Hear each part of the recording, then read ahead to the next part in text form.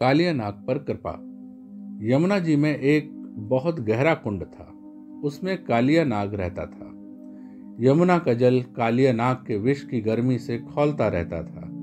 यहाँ तक कि उसके ऊपर उड़ने वाले पक्षी भी झुलसकर उसमें गिर जाया करते थे। जो भी मनुष्य या पशु वहाँ का जल पीते तुरंत मर जाते थे। भगवान का अवतार तो दुष्टों के संहार के लिए ही होता है। भगवान श्री कृष्ण ने देखा कि कालिया नाग के विष का वेग बड़ा ही भयंकर है और उसके कारण यमुना जी दूषित हो गई हैं।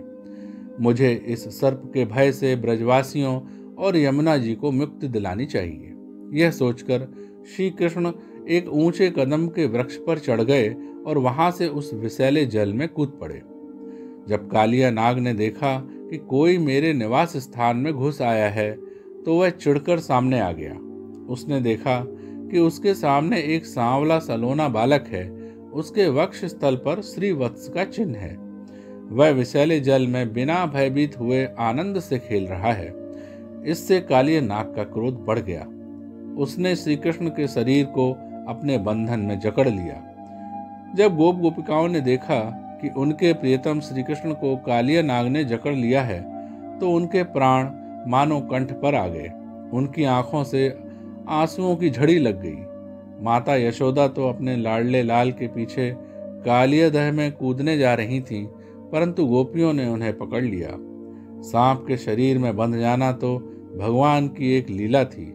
जब श्री कृष्ण ने देखा कि सारे लोग मेरे लिए दुखी हो रहे हैं तो उन्होंने अपना शरीर फुलाना शुरू कर दिया। इससे सांप का शरीर टूटने लगा। वह श्री कृष्ण को छोड़कर क्रोध से फुफकारे मारने लगा। उस समय उसके मुख से आग की लपटें निकल रही थी। भगवान श्री कृष्ण उसके साथ खेलते हुए पैतरा बदलने लगे। सांप भी उन पर चोट करने का दांव देखते हुए पैतरा बदलने लगा। अचानक भगवान श्री कृष्ण कूदकर कालिया नाग के फणों पर सवार हो गए तथा नृत्य करने लगे। कालिया नाग के 101 फण थे। वह जिस फण को उठाता भगवान अपने पैरों की चोट से उसे ही कुचल डालते। इससे कालिया नाग की शक्ति क्षीण हो गई और वह अपने नथनों से खून उगलने लगा। उसका एक एक अंग चूर हो गया। अब उसे जगत के आदि शिक्षक भगवान नारायण की स्मृति हुई।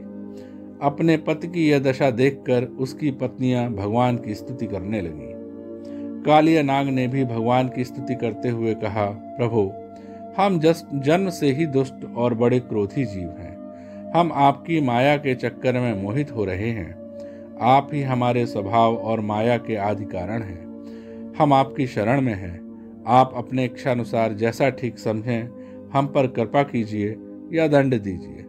भगवान ने उसे क्षमा कर रमणक द्वीप भेज दिया और यमुना के जल को विषहीन तथा अमृत के समान मधुर बना दिया। श्री कृष्ण को पाकर ब्रजवासियों के तो मानो प्राण ही लौट आए।